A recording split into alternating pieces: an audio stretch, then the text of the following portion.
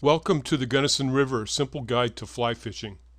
In this video, we will teach you how to tie 3 of the most popular flies. The skills you learn tying each fly will give you a basic foundation to continue on in the wonderful hobby of fly tying. Even though you will learn basics with this kit, we highly recommend that you take a course in fly tying at your local fly club or fly shop. The flies we will learn to tie are the green rockworm, which represents the larva of a caddisfly, the pheasant tail, which represents the larva of a mayfly, and the Adams, which represents the adult stage of a mayfly. The first fly we're going to tie is the green rockworm, which resembles the larval stage of the caddisfly that lives in the rocks at the bottom of the stream. The materials we're going to use are olive dubbing, peacock herl, and copper wire. The first thing we're going to do is place the hook into the jaws of the vise, clamp it down, and make sure that the shank of the hook is level. Next, we are going to wrap the thread along the shank of the hook to create a thread base to which we will later apply materials. Begin by starting the wraps just behind the eye of the hook and wrapping it over itself to secure it to the shank. Then tightly wrap towards the bend of the hook, stopping just above the point. Now tie in about a 3-inch section of copper wire and wrap it tightly. This will become the rib of the fly.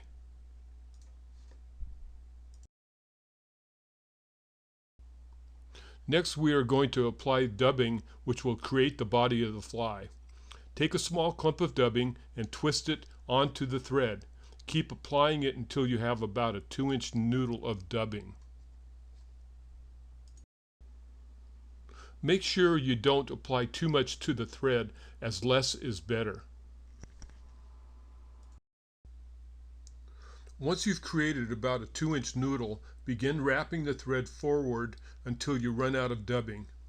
Repeat applying dubbing to the thread and wrapping forward until you reach a point about 1/4 to 3/8 of an inch from the eye of the hook.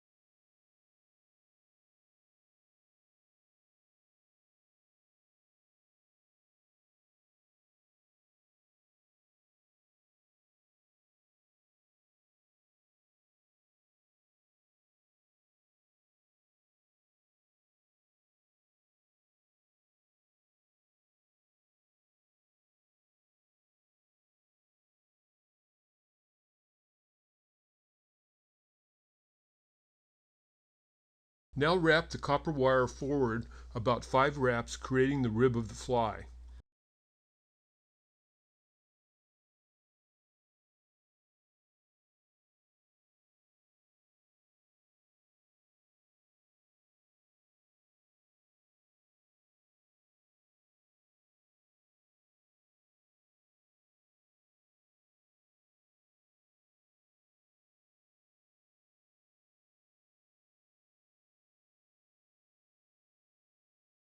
Next, tie in a couple of barbules of peacock herl with the thick ends first, right where the dubbing ended behind the eye of the hook. Wrap the herl forward to about 1/8 of an inch behind the eye. Finally secure with several wraps of thread ending at the eye of the hook.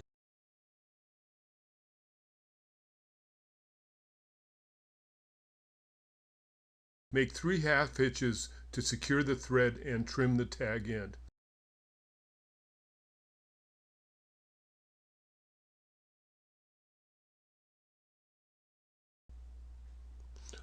I recommend that you coat the threads with either a commercial head cement available at fly tackle shops or use clear fingernail polish that works well too. We will now learn to tie a pheasant-tail nymph. The pheasant-tail nymph represents a whole variety of mayfly larvae that live on the stream or lake bottom. It is tied on many different size hooks to match the size of the mayfly larva in a particular body of water. This may be one of the most useful flies there is. The materials we will use are pheasant tail, peacock herl, and copper wire. As with the other patterns, we begin by wrapping the thread towards the rear of the hook and stopping just before the bend.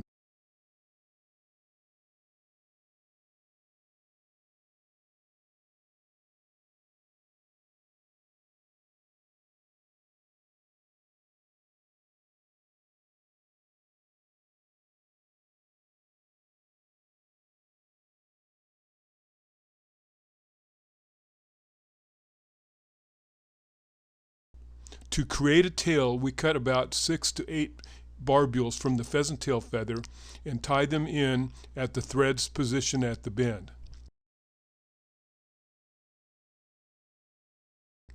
The length of the barbules should be no longer than the distance from the eye of the hook to the bend. There is no etched in granite rule as to how long the tail should be, so use your best judgment.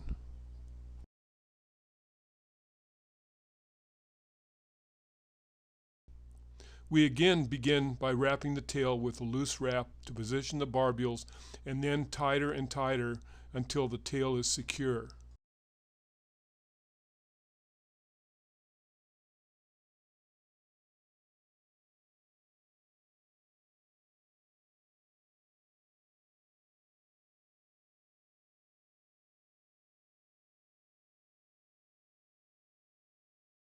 Now tie in about a 3-inch length of copper wire. Finally, we tie in a clump of pheasant tail barbules. The number of barbules is determined by the size of the hook you are using. Trial and error will teach you how much to use. Once the barbules are tied in, wrap the thread back towards the front end of the hook, stopping about 2/3 the distance from the bend to the eye.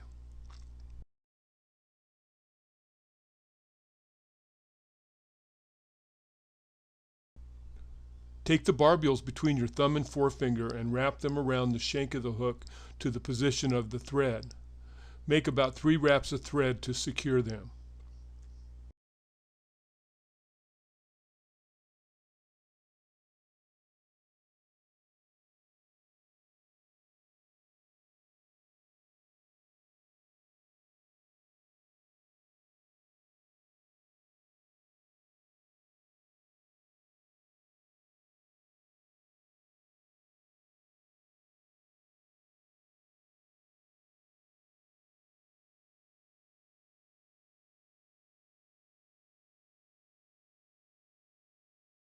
The copper wire should then be wrapped 5 or 6 times towards the eye. When tying on larger hooks, it will require more turns and of course fewer turns when you're tying on smaller hooks. In the next step, we will create a wing case for the nymph.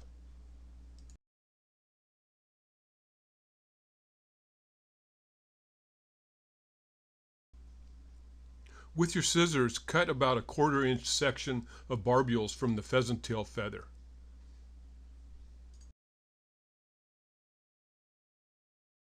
Remember that you need to tie in the wing case barbules at a position that is roughly 2/3 the distance from the base of the tail to the eye of the hook.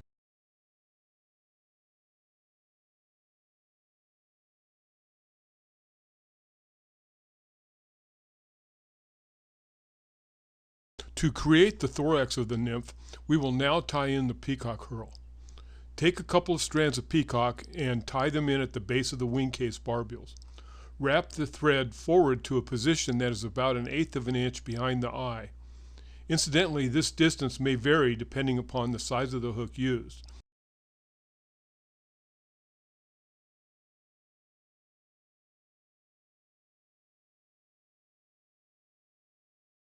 Now wrap the herl forward to the thread.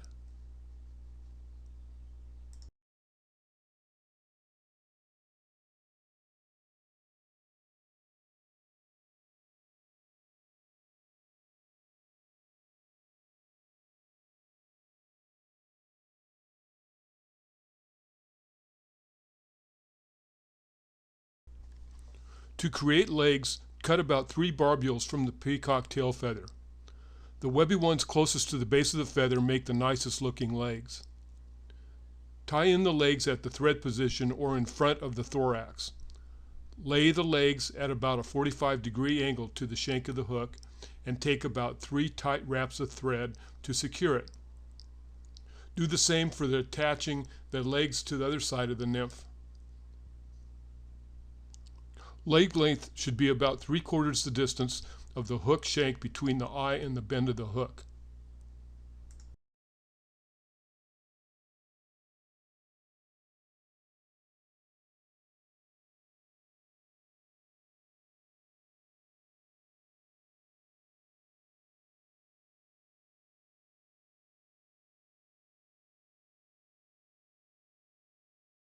Now that we've finished tying in the legs, we will pull over the pheasant tail barbules and create a wing case.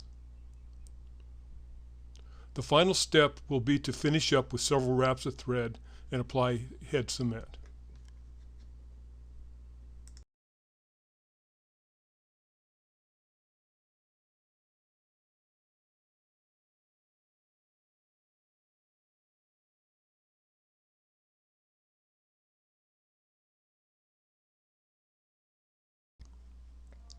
Finish up with 3 half hitches.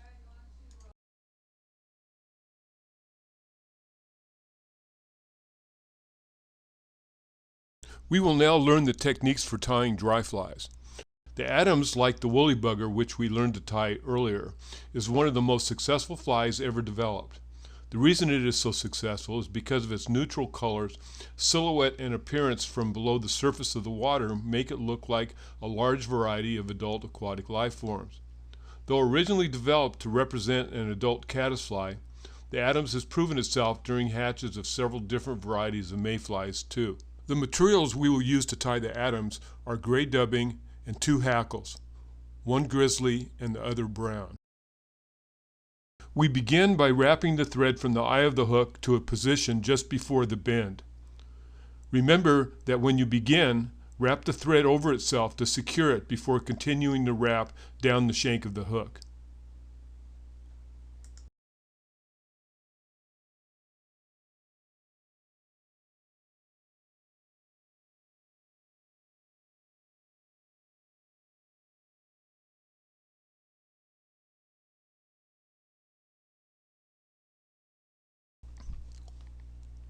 Clip a small clump of the larger barbules from the base of the grizzly feather. It's important that you use the stiffer barbules. Then tie in the barbules at the thread position. The length of the barbules should equal about the length of the thread wrap on the shank of the hook.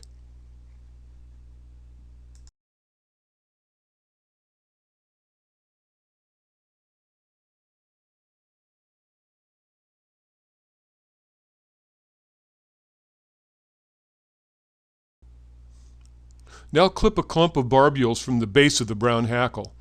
Tie them in next to the grizzly hackle barbules.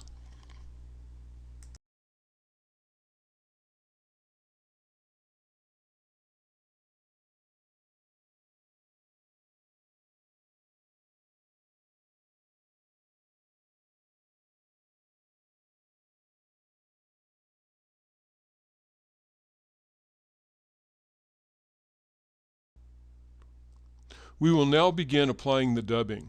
The technique is the same as we used when tying the rockworm earlier in this video. Create a noodle of dubbing along about 2 inches of thread, but do not apply it too thick.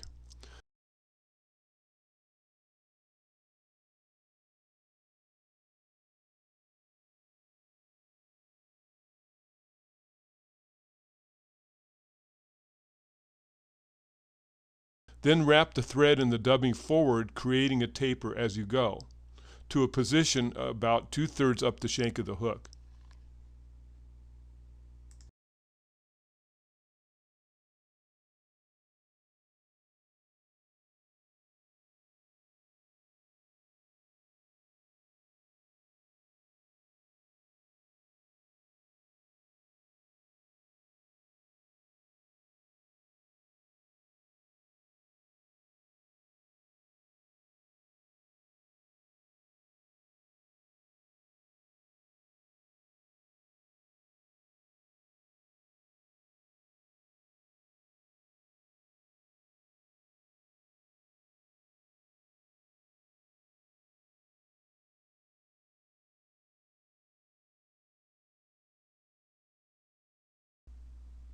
Notice as I wrap, I'm creating a taper.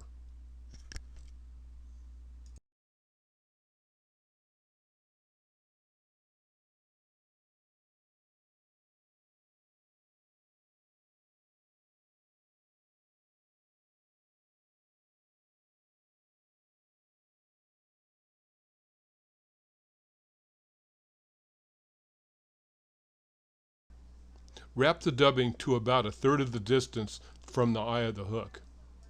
The dubbing should cover about 2/3 the length of the fly.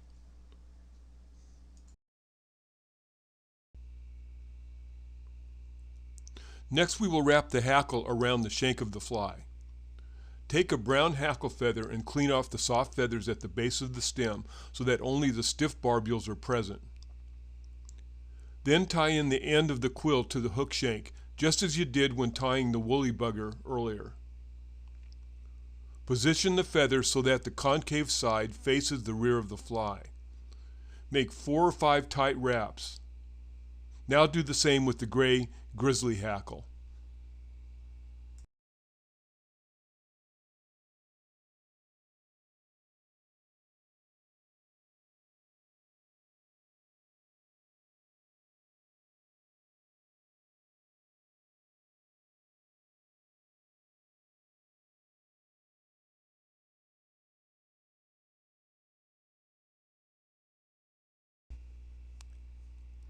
Wrap the thread forward to about 1/8 inch behind the eye of the hook. Take the hackle pliers that came with your kit and attach them to the tip of one of the hackle feathers. When wrapping long hackles, as shown here, you can use your fingers instead of the hackle pliers.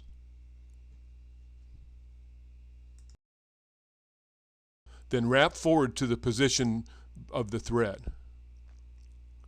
Make sure that the wraps are close together.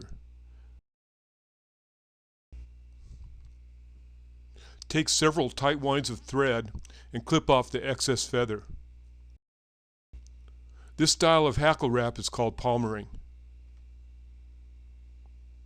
Finally, wrap the thread forward to the eye and make 3 half hitches and then apply head cement.